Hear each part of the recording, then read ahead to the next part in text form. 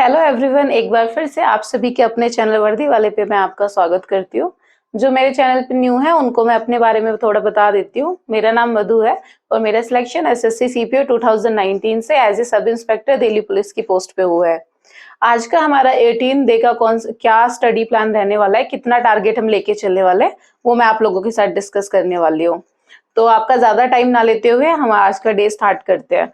आज हम रीजनिंग से स्टार्ट करते हैं कि आपको रीजनिंग में कौन सा टॉपिक आपको प्रिपेयर करना है, कौन से टॉपिक के आपको क्वेश्चंस लगाने हैं। आज आपको लॉजिकल सीक्वेंस वाले क्वेश्चन करने हैं। फॉर एग्जाम्पल जैसे कि हमें एक सीक्वेंस दिया होता है, फिर उसमें 4 ऑप्शन में पूछा जाता है कि कौन सी सीक्वेंस ठीक होगा। जैसे कि हमें बर्थ दिया होता है, फिर मैरिज, एजुकेशन, इस तरीके से डेथ तक का, इस तरीके से एक 5 या 6 सीक्वेंस होते हैं, उसको हमें सेट करना होता है 4 ऑप्शन में से। जैसे कि सीड, प्लांट, फ्लावर, फिर फ्रूट, इस टाइप से जो सीक्वेंस होते हैं उनको हम लॉजिकल सीक्वेंस वाले क्वेश्चन बोलते हैं। वो आपको 100 क्वेश्चन लगाने हैं किरण की बुक से, प्रीवियस ईयर करो आप, ठीक है। और रीजनिंग का आज का लॉजिकल सीक्वेंस आपको प्रिपेयर करना है। नेक्स्ट हम अपनी जीएस की बात कर लेते हैं कि आज आपको जीएस में क्या करना है। देखो, करंट में मैंने आपको बोला हुआ है कि 5-6 दिन में आप क्या करना है आपको, कि स्पीडी से वन लाइनर क्वेश्चन करना है। मंथली आपको क्वेश्चंस पढ़ने हैं, वो इंपॉर्टेंट क्वेश्चंस हैं, क्योंकि स्पीडी बहुत ही अच्छा जो कंटेंट है ना स्पीडी का, वो बहुत अच्छा है। तो वहां से जो लास्ट में वन लाइनर क्वेश्चंस हैं आप उनको करो अच्छे से। उनको आप मंथली सारे क्वेश्चंस करो। उसमें आई थिंक 200 अप्रॉक्स क्वेश्चन होते हैं मंथली जो क्वेश्चन होते हैं। तो आप डेली 2 मंथ तो रिवाइज ही करो। और उसके बाद आपको क्या करना है कि उनको अच्छे से लर्न करना है, मतलब एक तरीके से अच्छे से पढ़ना है, फिर दोबारा पढ़ना है, या आप लिख के एक ही बारी में पढ़ रहे हो तो उनको अच्छे से याद करना है। इतना तो देखो करंट अफेयर में आपको करना ही पड़ेगा। नेक्स्ट हमारे जीएस वाले पोर्शन पे आ जाते हैं। इकोनॉमिक्स का आज हमारा टॉपिक आपको कौन सा करना है। सबसे पहले आपको करना है टैक्स सिस्टम। आपको टैक्स सिस्टम में करना है, जैसे कि डायरेक्ट टैक्सेस होते हैं, इनडायरेक्ट टैक्स होते हैं। तो कभी कभी ऐसे क्वेश्चन आ जाते हैं कि 4 ऑप्शन है, उसमें से हमें पूछा जाता है कि ये डायरेक्ट टैक्स का एग्जाम्पल है या इनडायरेक्ट का। तो आपको पता होना चाहिए कि ये डायरेक्ट टैक्स कौन से होते हैं और इनडायरेक्ट कौन से होते हैं। और आपको और भी टैक्सेस में, जैसे सेंटर जो है, सेंट्रल गवर्नमेंट है, स्टेट गवर्नमेंट है, तो उनके अंडर कौन कौन से टैक्स आते हैं, ये आपको पता होना चाहिए कि कौन कौन से टैक्स कौन से गवर्नमेंट के अंडर आते हैं, ठीक है। ये टैक्स सिस्टम पढ़ना है आपको। सेकंड आपको आज क्या करना है कि आपको बैंकिंग रिफॉर्म वाला पढ़ना है। बैंकिंग में एक तो सबसे पहले आपको बैंक्स देखने हैं, जैसे आरबीआई जब बना था तो किस टाइम बना था, उनकी पॉलिसी क्या थी। एसबीआई का, नाबार्ड जैसे है, नेशनल एग्रीकल्चर वगैरह, नाबार्ड, आईडीबीआई जो है, इंडस्ट्रियल डेवलपमेंट बैंक, इस टाइप का आपको पढ़ना है। उसके साथ साथ आप ये सब भी देख लेना, जैसे वर्ल्ड बैंक है, आईएमएफ है, तो उनकी जब वो फाउंडेशन, मतलब उनकी डेट क्या थी, उनका मेन काम क्या होता है। तो इस तरीके से जो बैंक है, मेन मेन इंपॉर्टेंट जो है, वो आप अच्छे से कर लेना, ठीक है। उनसे रिलेटेड इसी टाइप के क्वेश्चन बनते हैं। एक तो देखो फाउंडेशन कब हुई थी और उनका बेसिक, मतलब वो किस काम उनका किया है, ठीक है। ये होता है हमारा बैंकिंग वाला है। और जो बैंकिंग रिफॉर्म वाला है, जो नरसिम्हा कमेटी, तो वो भी आप अच्छे से देख लेना, वो बार बार पूछी जाती है। लास्ट में आज का टॉपिक रहने वाला है जीएस का, जो आरबीआई की पॉलिसीज आपको देखनी है। आरबीआई की जो पॉलिसी, जो आरबीआई सेट करते हैं कि उनके अकॉर्डिंग बैंकिंग सिस्टम कैसे चलता है इंडिया में। तो जो इंपॉर्टेंट टर्म्स होती है ना, SLR, CRR, repo rate, reverse repo rate, तो ये सारी ना आपको क्लियर होनी चाहिए। आपको पता होना चाहिए कि रिवर्स रेपो रेट कितना है इस टाइम, रेपो रेट क्या है आरबीआई के अकॉर्डिंग। तो ये वाले क्वेश्चन क्या है कि ये वाले क्वेश्चन ना स्टैटिक में नहीं, मतलब ये करंट अफेयर में भी पूछ ले जाते हैं। सिर्फ कभी कभी तो सिर्फ ऐसा भी पूछ लिया जाता है कि सीआरआर का फुल फॉर्म क्या है और रेपो रेट क्या है आरबीआई के, मतलब इस टाइम इंडिया का मतलब क्या है repo rate, reverse repo rate क्या है। तो ये सारी जो टर्म्स है ना मेन आरबीआई की पॉलिसीज की, वो सारी आपको पता होनी चाहिए। आपको सारी क्लियर आप कर लेना। तो ये 3 टॉपिक आपको इकोनॉमिक्स में आज करने हैं। ये हमारा जीएस का आज का टारगेट रहने वाला है। नेक्स्ट हमारा इंग्लिश में चलते हैं कि आज आपको इंग्लिश में क्या करना है। आज आपको इंग्लिश में एडवर्ब्स करने हैं। एडवर्ब के रूल्स आपको करने हैं नीतू मैम की बुक से, वही।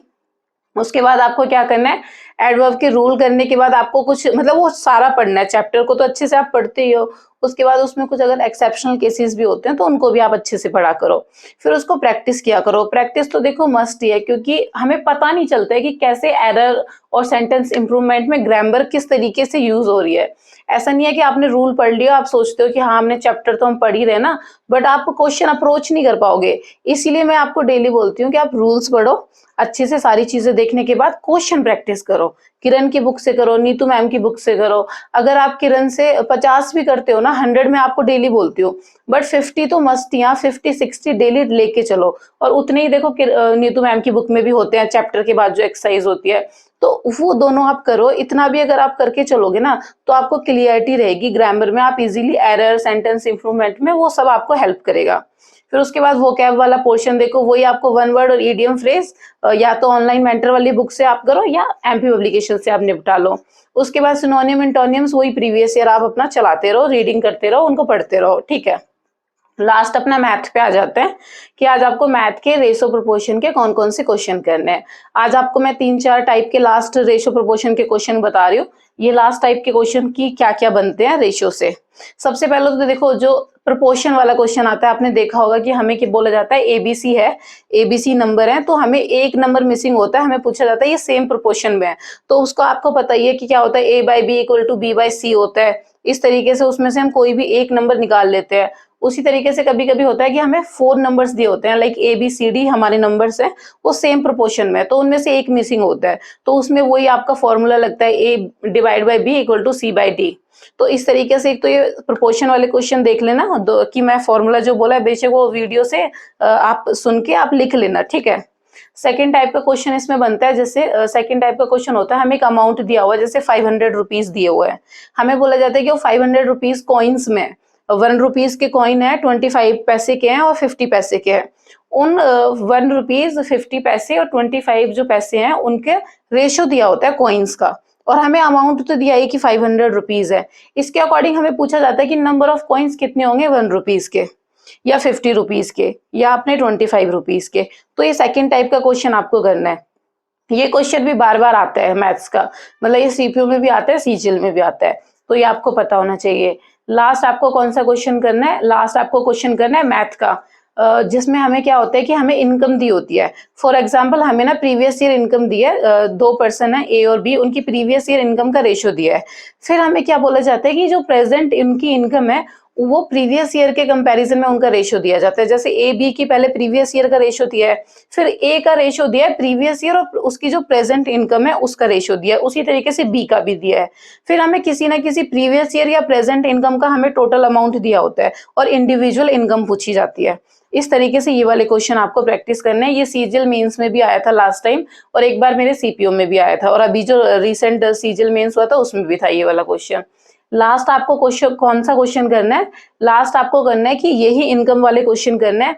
हमें रेशो दिया होता है, जैसे ए और बी है उनका हमें इनकम का रेशो दिया है, जैसे 2:3 दिया है। फिर हमें बोला जाता है कि ए है वो 800 रुपीज सेव करता है और जो बी है वो 900 रुपीज सेव करता है। उसके बाद जो उनका एक्सपेंसेस का हमें रेशो दिया होता है, फिर उसके बाद वही हमें सेम इनकम पूछ ली जाती है या हमें एक्सपेंसेस पूछ लिए जाते हैं।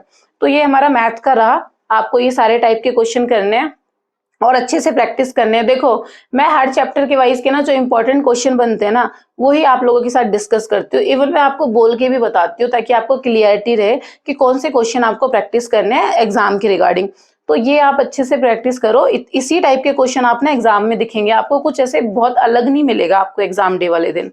तो ये हमारा आज का टारगेट था। आप आई होप कि अच्छे से आप प्रिपरेशन कर रहे होंगे।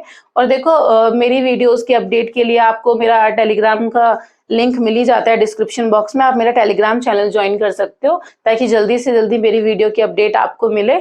और सब्जेक्ट वाइज आपको कुछ प्रॉब्लम होती है तो मेरे चैनल पे आपके लिए मैंने अपनी लास्ट डेज में मैंने कैसे प्रिपेयर किया था हर एक सब्जेक्ट को, कि इंग्लिश के लिए मैंने कैसे किया था, मैथ्स के लिए कैसे किया था, वो सारी वीडियोज अवेलेबल हैं। और thank you for your support.